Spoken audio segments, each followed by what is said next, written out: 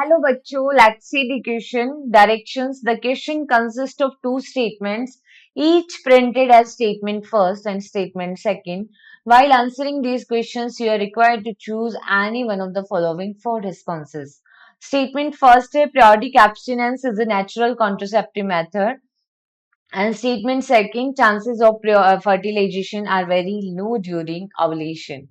Option A, both statement first and statement second are correct. Option B, both statement first and statement second are incorrect. Option C, statement first is correct and statement second is incorrect. And option D, statement first is incorrect and statement second is correct.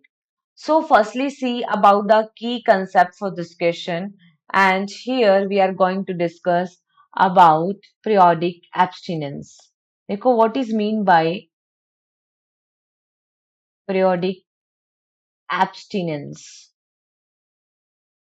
So see, periodic abstinence एक natural method होता है contraceptive का. periodic abstinence natural method है. इसमें basically क्या होता है, देखिए जो फीमेल है उसमें मेंस्ट्रुअल साइकिल चलता है एंड मेंस्ट्रुअल साइकिल कितने डे का होता है, 28 डे का, 28 डेज का. और जो ओव्यूलेशन होता है वो होता है 14th डे. ओव्यूलेशन होता है 14th डे को. और 14th डे के नियर अबाउट जो डेज होते हैं वो फर्टाइल पीरियड होता है फीमेल के लिए. फर्टाइल पीरियड होता है 10 to 17 डेज का. और कॉइटस अगर हो जाता है या कॉपुलेशन हो जाता है तो इस समय में फीमेल के हाई चांसेस रहते हैं प्रेगनेंसी के. If coitus occur in these days, then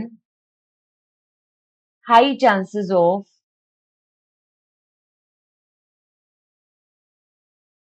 female, high chances of pregnancy. ठीक है, प्रेग्नेंट होने के जो चांसेस है वो हाई रहते हैं. तो इसलिए 10 to 17 डेज को रिस्क पीरियड भी बोलते हैं. रिस्क पीरियड, ठीक है, 10 to 17 डेज को.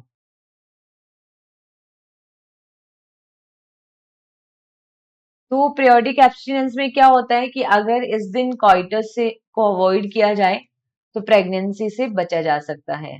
ठीक है, तो पीरियोडिक एब्स्टिनेंस में होता क्या है, if avoid the coitus,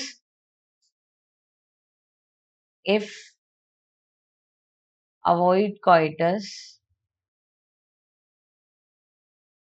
in these days, then no pregnancy. तो ये एक नेचुरल मेथड है प्रेगनेंसी को रोकने का. ठीक है, now see the statements. Statement में बोला है कि पीरियोडिक एब्स्टिनेंस एक नेचुरल कॉन्ट्रासेप्टिव मेथड है. Yes, it is true. और इसमें फर्टिलाइजेशन के चांसेस वेरी लो होते हैं ड्यूरिंग ओव्यूलेशन. नो, जब ओव्यूलेशन प्रोसेस होता है, ओव्यूलेटरी प्रोसेस के दौरान फर्टिलाइजेशन के चांसेस मैक्सिमम होते हैं. तो स्टेटमेंट फर्स्ट करेक्ट है बट सेकंड इनकरेक्ट है, which is given in option C. So here the finally correct answer is only option C. Hope you understood it well. Best of luck.